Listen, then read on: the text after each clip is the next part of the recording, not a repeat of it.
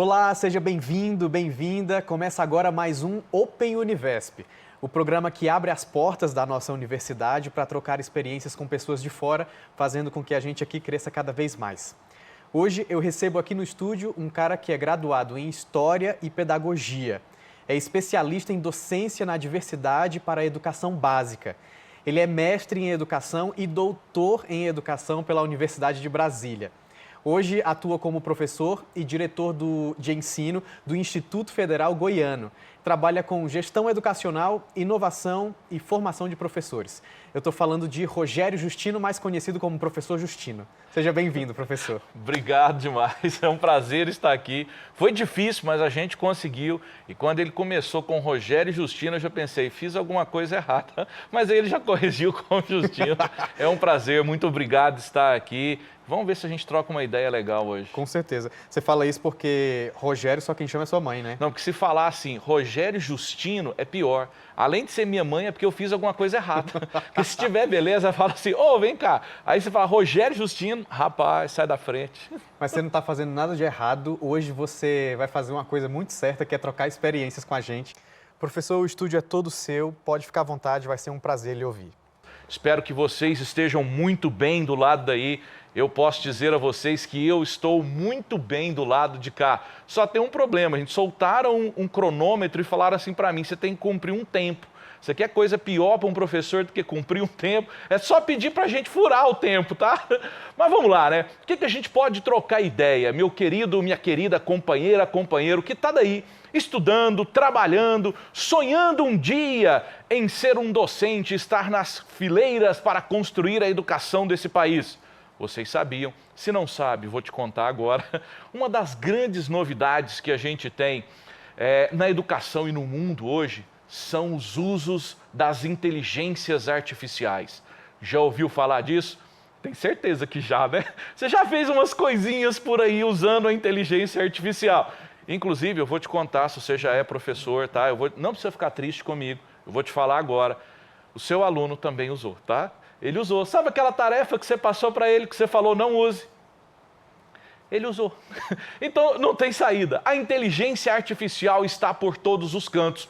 E ela chegou na nossa vida de uma maneira muito impactante. E é sobre esse tema que eu tenho comentado, eu acho que ao longo desse ano inteiro, desde que uma das plataformas mais importantes, o chamado ChatGPT da OpenAI, foi lançado, já tem um ano, né? Olha, já vai fazer um ano agora, foi lançado para o público, que eu acho que eu só venho falando disso pelo meu canal no YouTube, que eu venho falando disso nas redes, nas palestras que eu já fiz pelo Brasil. Sabe qual é a pergunta que geralmente o pessoal me faz logo de cara? Eles viram para mim e falam assim, professor, vai acabar a profissão de professores, nós não vamos mais existir. Para que nós servimos? Essa inteligência artificial vai acabar com as nossas profissões. O que nós vamos fazer? E aí começam a perguntar, começam a ficar preocupados. Eu queria que nós, juntos, eu e você, você e eu, nós pudéssemos trocar uma ideia sobre esses elementos. Será realmente que a inteligência artificial vai nos substituir? Será que nós, seres humanos, somos substituíveis por inteligências artificiais? Será que elas vão trazer o desemprego para nós? Será que a educação está ameaçada? Uma coisa eu tenho certeza para nós. Se eu estivesse aqui entre os meus alunos, eu ia falar assim, pega o caderno aí, pegou? Pega o lápis, anota aí. Item 1. Tudo que nós formos produzir terá inteligência artificial. Quem pensa hoje em escrever, estava aqui ó, com o Everton ali com o iPad dele, o cara é chique, eu não tenho um tablet, eu tenho um iPad. Ele já estava ali com o seu iPad escrevendo, anotando, acabou aqueles papeizinhos de estúdio. Quem produz sem tecnologia? Gente, nós estamos na Univesp. A Univesp é uma universidade virtual, mas que é muito real na vida de todos vocês. Agora imagine pensar isso aliado a essas novas tecnologias. É isso que a inteligência artificial faz para nós. Você conhece um personagem famoso dos quadrinhos chamados Batman? O que o Batman tem de especial? O Superman voa, o Homem-Aranha lança teia. O Batman não tem poderes. O que ele tem? Bons equipamentos. Sabe o que a inteligência artificial faz conosco? Pega nós, seres humanos comuns, ordinários, e nos eleva a uma potência muito interessante. Ela nos dá ferramentas para o trabalho. E eu penso nessa perspectiva, que essas ferramentas, elas potencializam as nossas capacidades.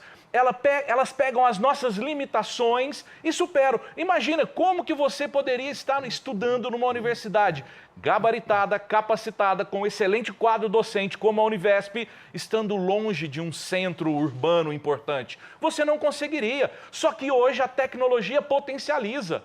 Ela nos transforma, ela faz com que eu aqui chegue na sua casa, que você possa estudar da melhor maneira possível, e a inteligência artificial vai fazer isso conosco.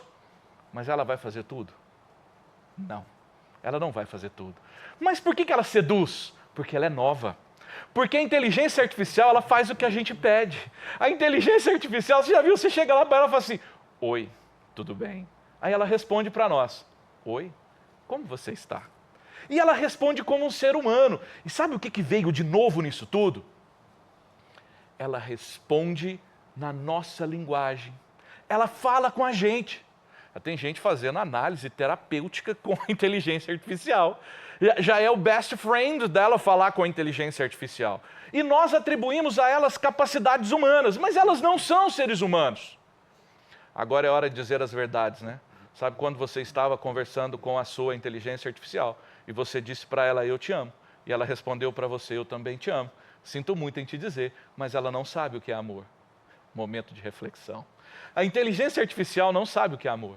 Ela não sabe o que ela escreve. Você consegue me entender? Ela calcula uma probabilidade de se construir uma resposta. Mas ela é uma grande calculadora, que você dá um comando e ela te responde. Mas ela não tem conexão com o mundo real.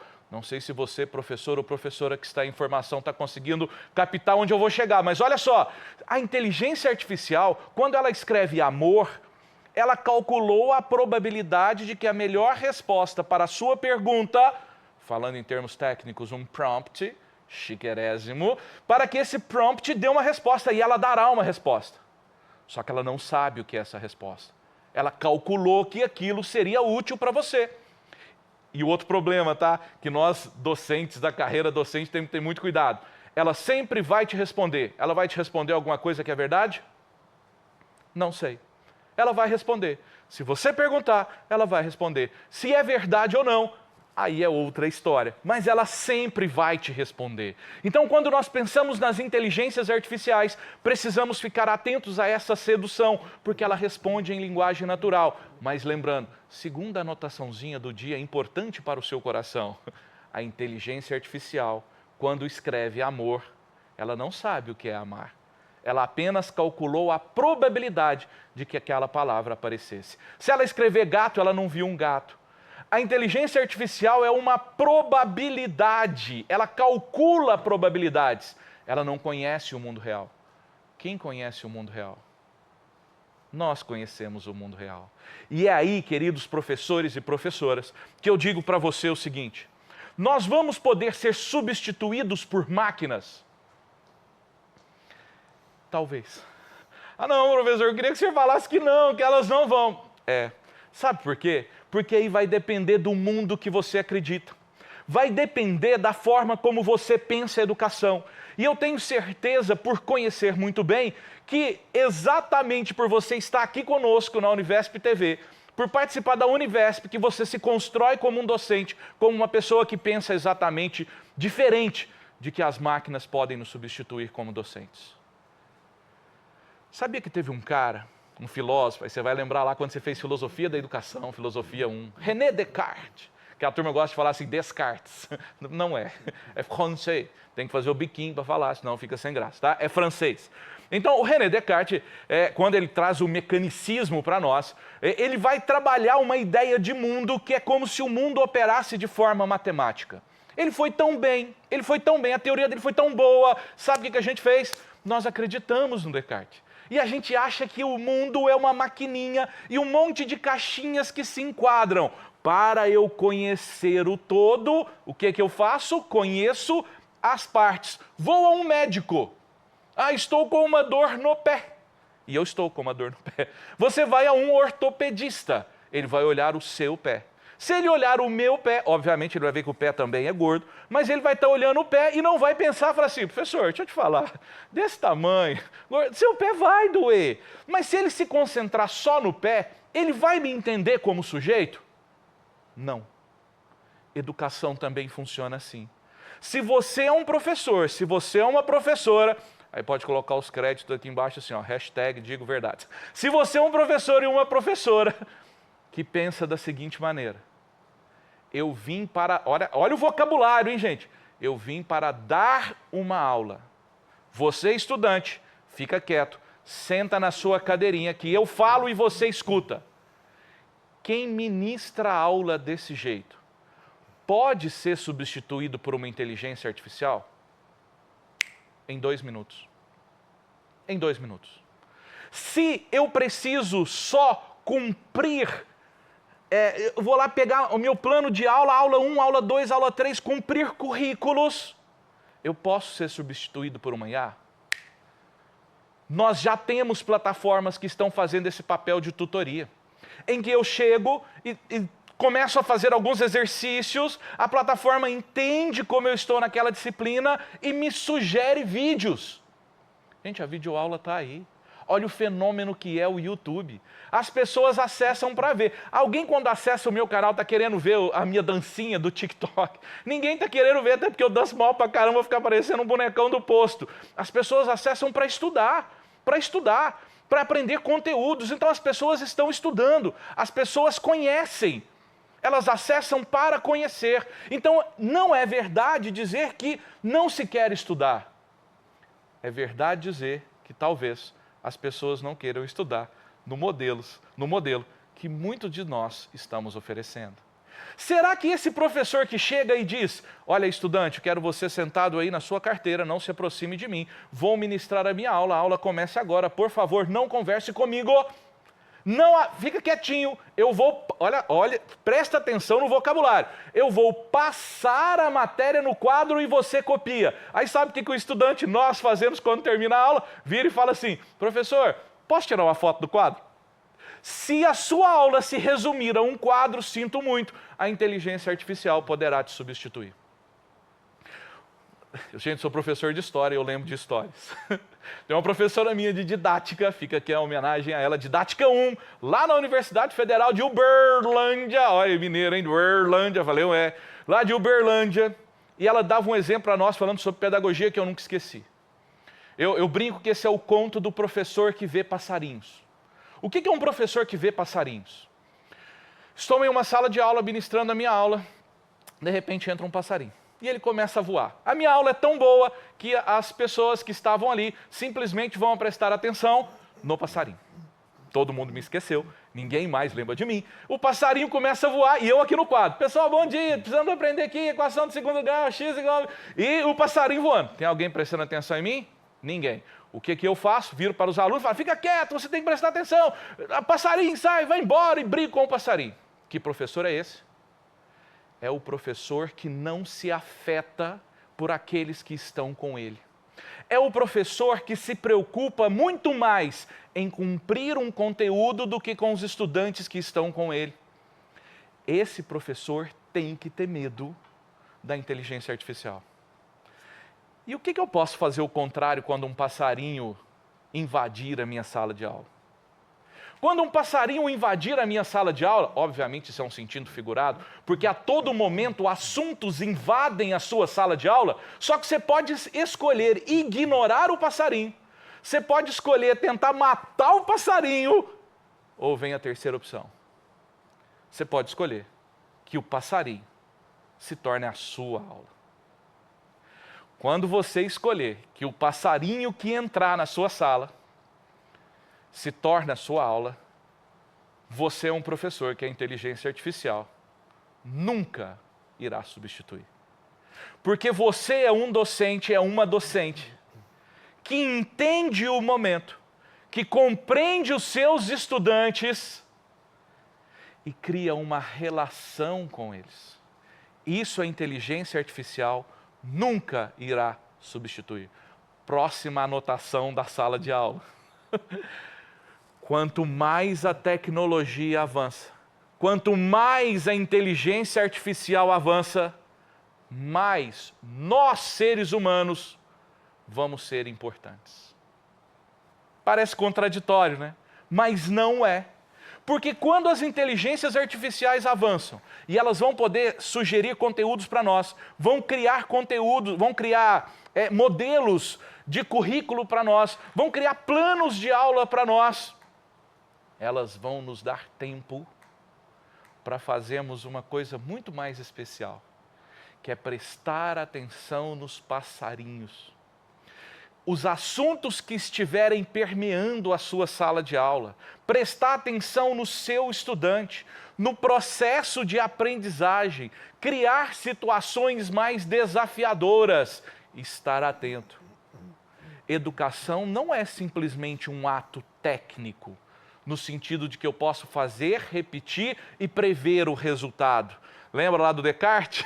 Eu posso ver o mundo sobre outras possibilidades, em que as partes são diferentes e são muito importantes. A gente chama isso da visão holística do mundo, né? Para falar bonito. Então, existem essas possibilidades de se compreender. E é justamente a partir do momento que eu compreendo a ligação entre os seres, que eu entendo a ligação entre os saberes e compreendo que aquele momento presencial com o meu estudante é único, é importante, e que aquele momento nós nos transformamos, aí sim eu sou um professor que enxerga passarinhos. Esse professor que enxerga passarinho pode ser substituído por uma inteligência artificial? Não pode. Porque a inteligência artificial consegue fazer o quê? Técnica.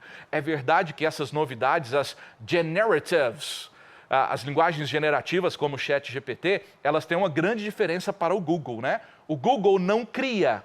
O Google, você pergunta, ele te mostra o que existe e ele não cria. As linguagens generativas, elas criam conteúdo. Elas fazem poemas, elas fazem música, elas criam plano de aula, elas criam avaliação. Então, é a diferença. E são novidades, hein? Isso aqui, para nós, professores, vamos ter que enfrentar logo a questão do plágio.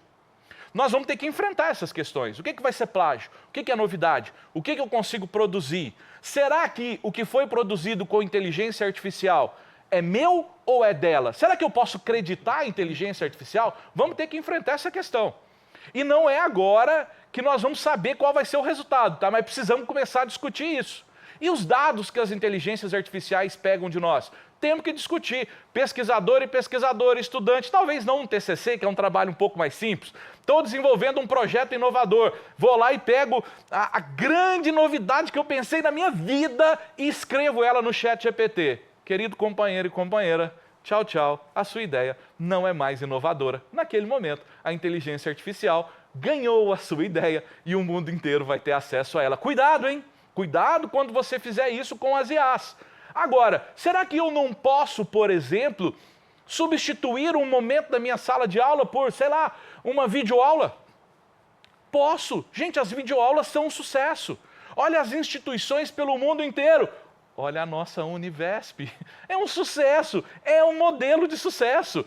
Agora, será que é só isso? Como ficarão os momentos presenciais? A deepfake daqui a pouco vai produzir aula muito melhor do que eu e muito mais bonita, que você nem vai saber se sou eu ou se não sou eu, porque vai ter alguém lá conversando com você. O que eu quero dizer a todos e a todas é que é o seguinte: os professores que entenderem que dar aula é um ato mecânico de cumprir uma série de quesitos e chegar ao final com uma avaliação que é uma prova e que vai dar uma nota, esse professor, essa professora, pode se preocupar. E aqueles que compreenderem que existe sim a possibilidade de uma criação híbrida, de que a educação é um ato de amor e de que as relações humanas são muito mais importantes do que cumprir um conteúdo, lembrando que cumprir o conteúdo é fundamental. Aí sim, esse professor jamais será substituído por uma inteligência artificial. Porque nós precisamos transformar os momentos que forem presenciais em momentos inesquecíveis. Obrigado a todos e a todas. Ai, professor, senta aqui. Muito boa essa introdução que você fez sobre esse assunto, muito pertinente, e a gente ainda tem muito para conversar sobre essas questões todas e sobre esses desafios que os professores já enfrentam em sala de aula e aqueles futuros professores que a gente está formando hoje na Univesp também enfrentarão lá na frente, com adicionais também, né? Porque as coisas hoje em dia são tão efêmeras que o que é hoje, amanhã já não é mais, né? Mas eu queria começar trazendo um cara italiano, chama Antonio Spadaro. Ele escreveu um livro chamado Web 2.0 e ele discute um pouco sobre a presença das pessoas nesses ambientes, né? O mundo digital, o mundo tecnológico, muitas vezes é virtual, mas ele é um lugar de verdade. Ele existe. E as pessoas estão lá. E se as pessoas estão lá, é lá também que a educação deve se instalar? Bom, de novo, né? O 2.0 já faz um tempinho, né? Esse livro é de 2012, se eu não me engano. Mas é porque é chique. Você coloca 2.0, 3.0, 4.0, fica chic and smart. Vou colocar os números, né? Mas quando a gente fala onde a educação vai acontecer, eu acho que esse é o recado que a gente precisa trazer. É claro que as tecnologias nos permitem muitos avanços. Por exemplo, estarmos aqui. A inteligência artificial, as tecnologias nos permitem falar com milhões, milhares de pessoas que a gente não poderia fisicamente. Então ela vai nos potencializar. Ela vai me permitir, por exemplo, elaborar um plano de curso que eu levava 5, 6, 10 horas para fazer em 10 minutos. Então a inteligência artificial, a tecnologia, ela vai me permitir isso. Ela vai me permitir, por exemplo, utilizar lá um metaverso para poder fazer uma reunião, para poder conhecer uma pirâmide do Egito, para poder conhecer o Museu do Louvre. Eu vou poder ir lá e vou poder conhecer. Agora, tem uma coisa que ela nunca vai fazer, que é estar aqui. Eu já te conhecia no mundo virtual. É verdade. Mas eu nunca tinha tido a sua presencialidade. Essa presencialidade, ela nunca será substituída pelo mundo virtual. A virtualidade pode nos ajudar em muitos aspectos, mas nunca substituir a nossa pessoalidade e a nossa interpessoalidade. Então, educação à distância, eu defendo muito fortemente, muito fortemente. Só que a gente faz a educação à distância para o professor trabalhar também presencialmente. Olha que maluco esse mundo que nós estamos chegando. Sim. Eles estão se misturando. Sim. Então não é que acontece só em um ou só em outro. É que nós precisamos transformar esses momentos em momentos significativos. Tanto virtual quanto presencial. É meio bobo também pensar que a tecnologia vai substituir as pessoas, né? Você começou a sua fala com esse questionamento. Eu falo isso sob o ponto de vista da comunicação, por exemplo, né? Quando chegou o rádio, disseram que o impresso ia acabar e não acabou. Quando chegou a TV, disseram que o rádio ia acabar e não acabou. Quando chegou a internet, disseram que a TV ia acabar e não acabou também. Então, assim, as coisas se complementam e é importante que os profissionais de educação também tenham isso em mente para estarem abertos a incorporarem elementos nas suas didáticas, né? Agora, tem algumas coisas que a gente tem que pensar nesse sentido.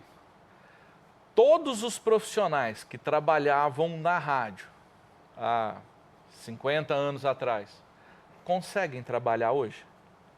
Acho que isso é uma reflexão que a gente tem que fazer. Não, sim. Porque a tecnologia, ela vai transformando e ela vai criando novas possibilidades para nós. Muito provavelmente quem continuou trabalhando foi quem conseguiu se atualizar. Exatamente. Então, o professor vai ser eliminado pela tecnologia? Não vai. Agora, e o professor que não souber trabalhar com as inteligências artificiais? Esse pode ser eliminado. Quem trabalha numa TV, num estúdio como esse, chega e fala assim, não, tudo que for digital eu não sei mexer não. Ele tem alguma chance? Entrega o tablet e me traz um caderninho, por favor. Isso, me traz, deixa eu anotar. Pega a câmera ali, cheia de botão, luz, não, microfone, não, eu quero o cabo, esse daqui que não serve para mim. Esse cara não consegue mais trabalhar, porque ele não vai conseguir dialogar com esse mundo. E na educação não será diferente. Não é que nós vamos acabar, é que nós vamos criar outras possibilidades. E o profissional precisa estar atento. Nós estamos falando de uma tecnologia que está chegando em 1 ano. Imagina Já sacudiu tanto, né? Imagina o que isso vai virar daqui a 5 anos. Você já imaginou? Eu acho que a gente tinha que fazer a seguinte pergunta, sempre que a gente for falar de inteligência artificial. E eu faço essa pergunta para os meus orientandos. O que você faz que a inteligência artificial não faz? Uhum. Essa é uma pergunta difícil. Nossa, total. Agora eu queria que tu me respondesse uma coisa. Antes de chegar em sala de aula, tem um caminho gigantesco que o professor tem que caminhar para poder chegar na frente dos alunos, né? Que importância tem esse... Na TV a gente chama de pré-produção. Que importância tem a pré-produção de uma boa aula? E você sabe que a aula é um show de auditório, né? Sim. No sentido de que você tem a plateia. Você tem a plateia, você está acontecendo... Obviamente, se não for gravada a aula, você tem a plateia que você precisa dialogar com ela. E você nunca sabe o que vem da sua plateia. Sim. Então, ser professor é se formar, né? O professor, aí lembrando Tardif, né, um teórico da educação, um professor, ele se constitui no fazer docente. Muitos estudantes chegam para mim no final da graduação e falam assim, professor, eu acho que eu não consigo ser professor, eu não consigo entrar numa sala agora e dar aula. Eu falo assim, não, e é isso mesmo. Você não consegue mesmo. Sabe por quê? Porque você fez a sua formação inicial. Agora você vai entrar em sala de aula e você vai se constituir como um docente, como uma docente. É um processo, é um processo. E quando a gente pensa naquele final... Eu brinco muito com meus estudantes assim, né? Tem só alguns tempos aí de sala de aula. Eu brinco com eles assim, eu lembro disso, quando o aluno virava para você e falava assim, professor, sei lá, você estava dando aula de primeiro reinado, né? Professor de história. Aí o aluno ia perguntava alguma coisa do segundo reinado. Eu não sabia, porque eu não tinha estudado. Gente, contei segredos, tá? Me perdoem, professores e professoras. Revelações, temos informações exclusivas aqui sobre o professor Justino. Corta isso aí, não pode falar não. Gente, é verdade, a gente não sabe tudo, tá? Confissões, a gente não sabe tudo. A gente tem que estudar, acha que a gente não estuda para dar aula. Professor devia ser um verbo no gerúndio, né? Professorando, porque está sempre em continuação, né? Não tem jeito. E quando você dá uma aula, quando você ministra uma aula, aí você termina a aula, sai da sala e fala assim, meu Deus, que aula ruim.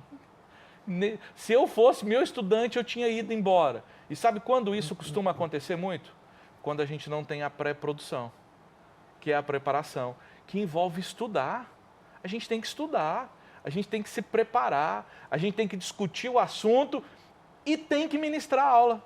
Porque a cada aula que eu ministro, Paulo Freire, né, não tem saída. Ação, reflexão e ação. Eu tenho a minha ação de ministrar a aula, que é em conjunto com os meus estudantes. Ali eu aprendo, a não ser que eu seja o professor que entenda que eu estou aqui na frente, falo e você ouve e fica quieto.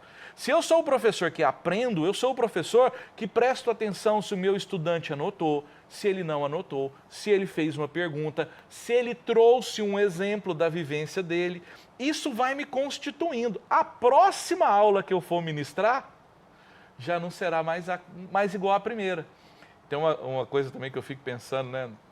Refletindo, às vezes eu saio de uma sala de aula e penso assim, né? Essa aula que eu ministrei aqui, só aconteceu aqui. Ela nunca mais vai acontecer. E isso é um vestígio importante para nós como professores. Porque se aquela aula sua puder ser replicada igualzinha em outro lugar, talvez a gente precise repensar a nossa aula. Porque ela pode ser substituída por uma videoaula. Sim. Quando aquela aula é única e ela é resultado de quem eu sou, olha a individualidade, de quem eu sou, em relação com aqueles estudantes que são únicos e que em conjunto se constituem uma outra unidade, aquele movimento construiu uma aula. Sim. Que nunca mais vai existir. Total. Agora isso dá para eu pensar em 5 minutos? Não dá. Não dá. Eu preciso eu preciso da pré-produção, que é intensa e que às vezes no Brasil a gente não consegue ter. Sim, eu imagino. E tem essa coisa também assim que, por exemplo, em relação ainda a essa pré-produção, né? Quando o professor deixa de se preparar para entrar numa sala. Eu estou falando aqui, parece que eu sou até teórico, né? Mas eu estou dando a minha visão até de aluno também, né?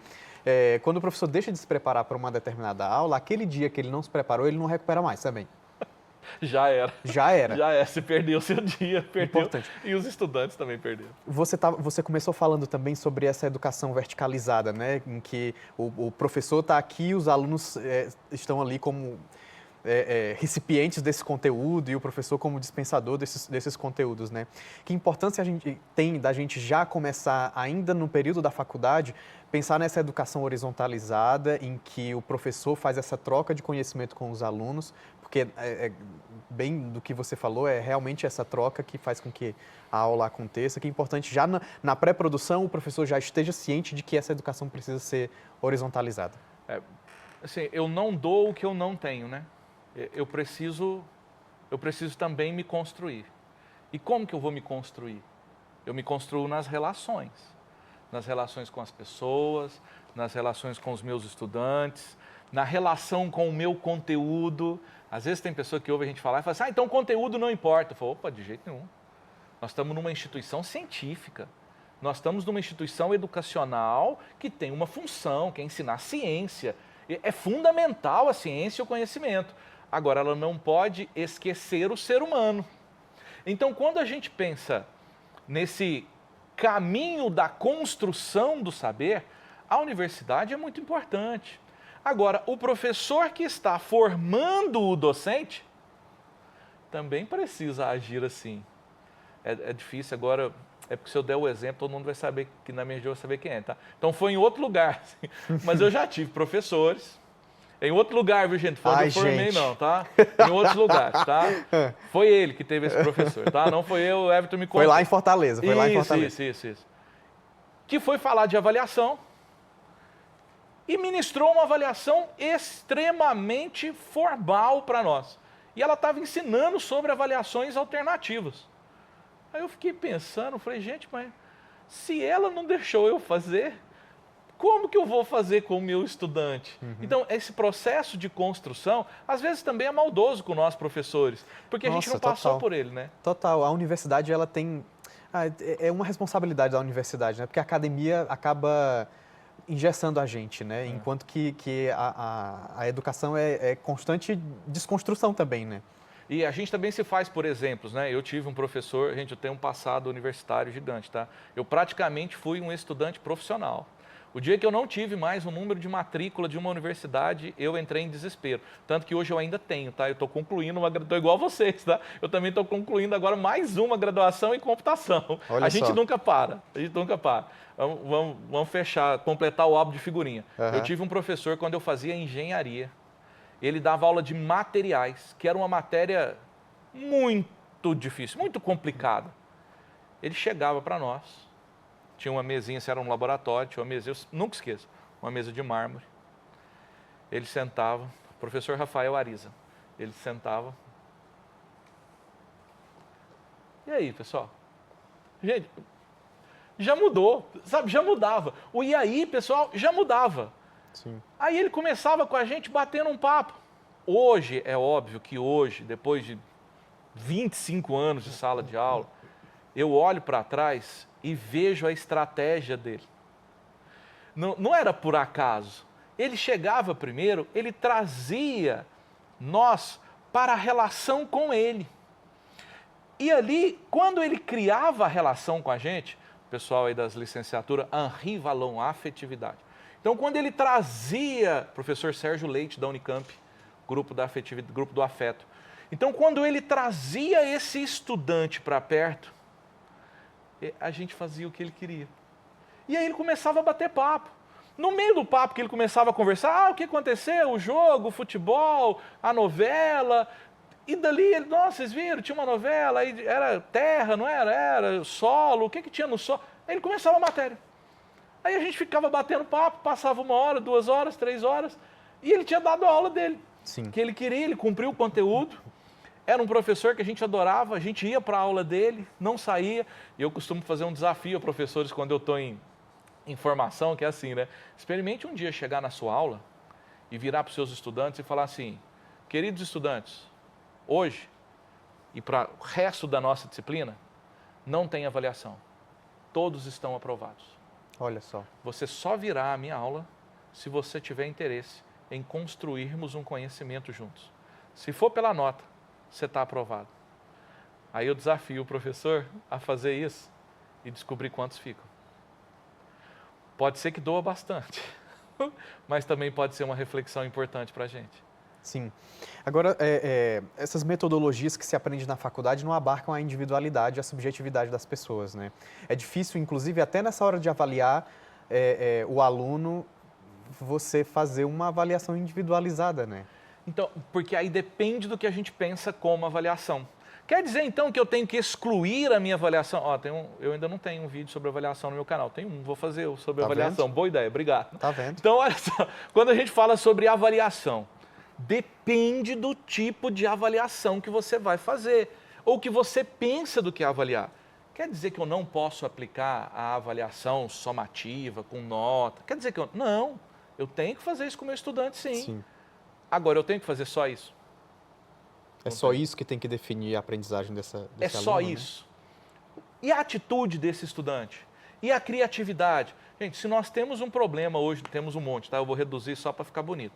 Aí depois pode colocar nos créditos também, tá? Tá. Para dar a frase de efeito e tal. Se nós temos um problema hoje na educação, chama-se criatividade e curiosidade. São os dois Cs.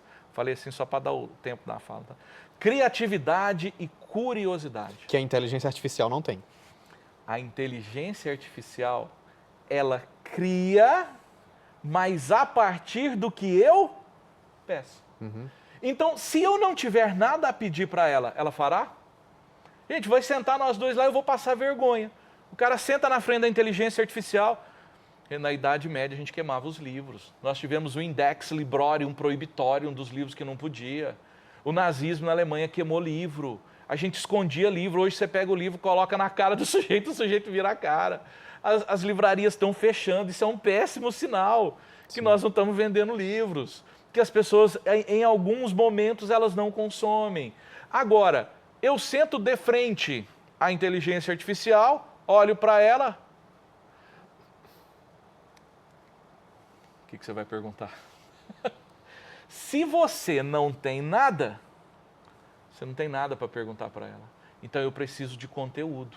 Tá vendo como que o conteúdo não foge? Eu preciso conhecer, eu preciso estar conectado, eu preciso assistir aula, eu preciso ler livros, eu preciso conversar com pessoas, porque aí eu vou sentar de frente à inteligência artificial e vou perguntar: o que será que você faz que a inteligência artificial não faz? Se você não souber conversar, ela não te responde. Os americanos estão dando um nome, né?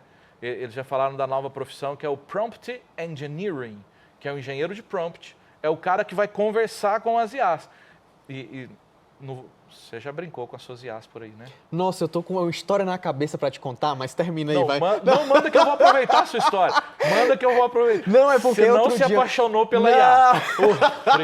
Ainda não cheguei nesse Porque nível. senão a parte do amor também serviu para você. Não, é porque eu tava conversando com a assistente virtual do telefone e tal, Certo. e ela não tava me respondendo nada com nada. Aí eu falei assim: fulana, eu acho que tu tá ficando doida. Não, a conversa é bem séria, tá? Fulana, acho que tá ficando doida. Aí ela me respondeu, sabe o quê? Ela disse assim: bom, é você quem tá conversando com um ser virtual que vive numa nuvem. Tu acredita? Eu levei uma tijolada da assistente virtual. Hashtag pronto, lacrei. É. Já te colocou no seu lugar. Fiquei bem quietinho. Mas, assim, se a gente não sabe conversar com elas, elas não sabem nos responder. E a gente tem que aprender. É claro que os filtros estão aumentando. Estão aumentando. No começo, quando eu comecei a trabalhar com elas e testar as generatives, né, essas linguagens, né, ela respondia tudo. Ela respondia tudo. Você perguntava, ela saía falando. Hoje ela já tem mais cuidado. Então você chega, teve um dia eu queria fazer um teste com ela, eu gosto muito de programar, por isso estou terminando o curso agora, mas sou um péssimo programador. Mas nem por isso eu desisto. Sim. É igual tocar guitarra. Eu toco porque eu gosto, não porque eu sei. Então eu programo porque eu gosto, não porque eu sei. Mas eu adoro. Sou ruim, mas eu gosto. Com a inteligência artificial, eu consigo até fazer uns trenzinho legal, só. Uhum. Só que eu preciso saber pedir. Para testar, eu falei assim, eu sei que nós temos um curso de computação muito forte na Sim. Univesp. Aí eu cheguei lá e pedi, né? Gostaria que você fizesse um código em HTML, CSS, usando JavaScript com jogo da velha. Fizesse um jogo da velha. Aí ela respondeu assim, nossa, muito bom o seu pedido. Aí ela me deu um início e falou assim, mas para continuar seria melhor que você contactasse um profissional da área. Ela sabe a limitação dela também, né? Obrigado. Não, mas eu continuei. Falei assim, olha, é muito importante que eu tenha esse código. Tá bom. Aí ela continuou e deu a mesma resposta. Olha, procure um profissional. Eu falei assim, nossa, mas está muito... Eu sempre trato ela com muita educação. Sempre trato por favor, inclusive porque se amanhã ela vier a tomar o poder, ela não vai me eliminar. Então, por isso eu trato as inteligências artificiais sempre com muita educação. Nossa, a conversa está indo para um rumo, professor. Sempre com muita educação. E aí eu conversei com ela e no final ela me deu o código completo, funcionando. Ou seja, eu precisei conversar, eu precisei da língua portuguesa, eu precisei do poder da argumentação, filosofia, lógica. Sem eu conhecer lógica, eu não consigo conversar com ela. Se eu não tenho uma argumentação coerente, ela não me dá uma resposta coerente. Ela começa até a alucinar, né? Tem essa palavra, né? As IAs que alucinam. Porque ela responde e ela vai aprendendo como eu pergunto, para aprender como ela me responde. Então, se eu não sei o básico do conhecimento da humanidade, eu não tenho acesso às inteligências artificiais. É importante você falar sobre isso, ainda mais trazendo esses elementos de tecnologia para a nossa conversa, porque apesar da gente estar falando aqui que professores podem incorporar as novas tecnologias às suas metodologias de ensino, a gente também tem essa coluna muito forte na Univesp, que é o ensino de engenharia de computação, que essas pessoas, inclusive, também podem desenvolver ferramentas para ajudar os futuros professores, né? Aí, na computação, eu queria fazer uma provocação para quem estiver ouvindo a gente. Vai. Gente, não pode ficar bravo comigo, tá? Se você já programou usando uma inteligência artificial, e eu já fiz isso, você viu que ela programa muito bem. Se você achou que você ia fazer computação simplesmente para fazer códigos, qual é o seu lugar agora? Isso é um problema.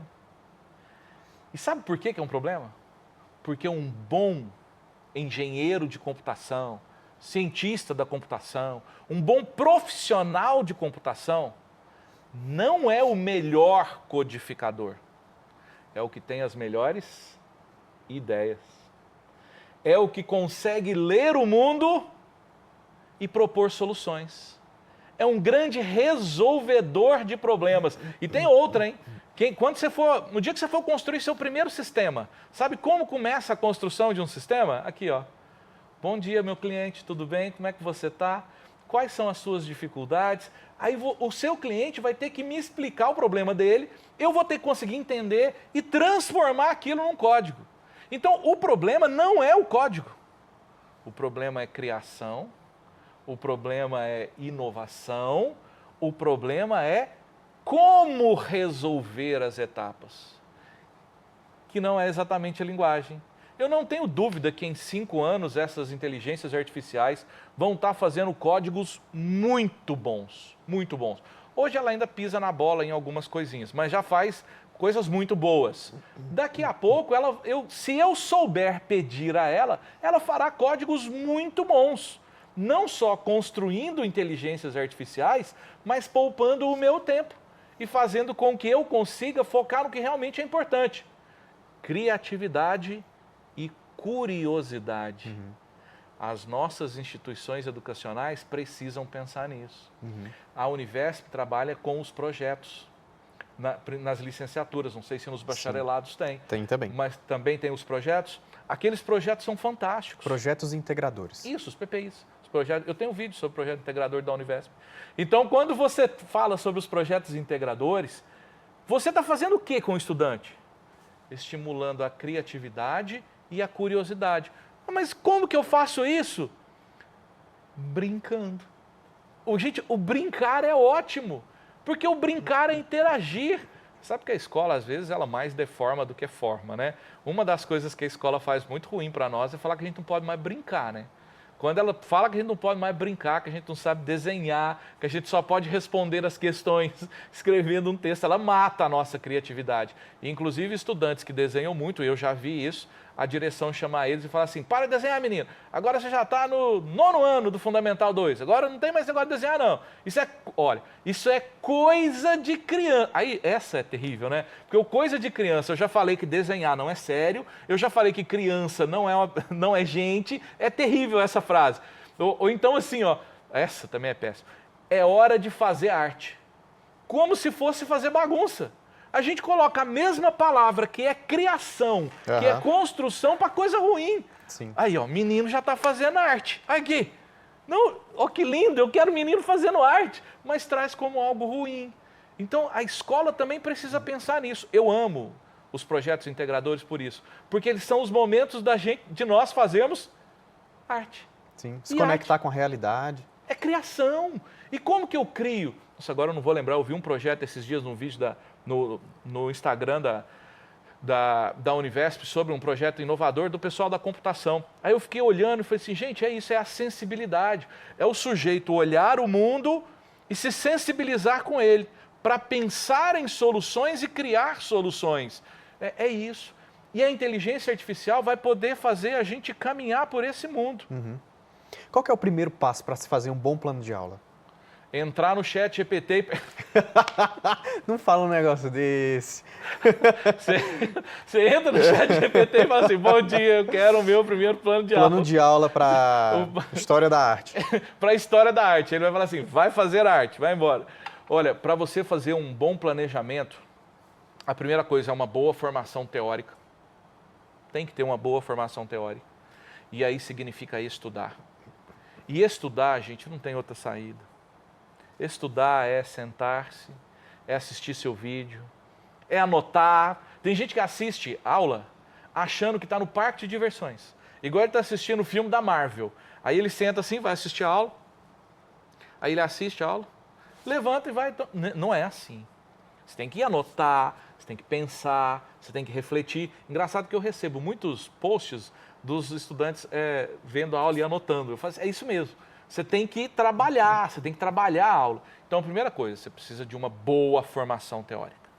Depois, vá atrás de boas estratégias didáticas. Agora, eu tenho um bom conteúdo, eu tenho boas estratégias, tenho instrumentos avaliativos que eu vou usar como estudante. Agora, antes disso tudo, eu preciso pensar qual sujeito eu quero formar. Que tipo de pessoa eu quero? Eu quero um sujeito que... Lembrei de uma música do Paralamas do Sucesso, né? Eu acordo para trabalhar, eu vivo da Capitão Indústria, né? Será que eu quero esse sujeito? Eu quero um sujeito, Foucault, né? Corpos dóceis. Será que é esse sujeito que eu quero? Um sujeito que, na escola, você já viu que a gente não tinha corpo? A gente só tinha cabeça. Porque você é obrigado a sentar numa cadeira ruim, desconfortável, que dói as suas costas, que você não tem um lado meio manco aqui, quando a cadeirinha ainda ajuda um pouquinho, aí você está ali na dor, no sofrimento, 4, 5, 6 horas por dia, você só existe daqui para cima, você com os seus colegas, você vê a nuca, você é amigo de um monte de nucas e cabelos ao longo daquele tempo. Você não pode falar, você não pode mover, isso é educação também. Eu estou educando e estou te moldando. Se eu quero um estudante desse jeito, qual o plano de aula que eu vou fazer? Bom dia, pessoal, tudo bem? Meu plano de aula é cumprir conteúdo. Esse é meu plano de aula. 50 minutos? Ok. Bateu o sinal, comecei a aula.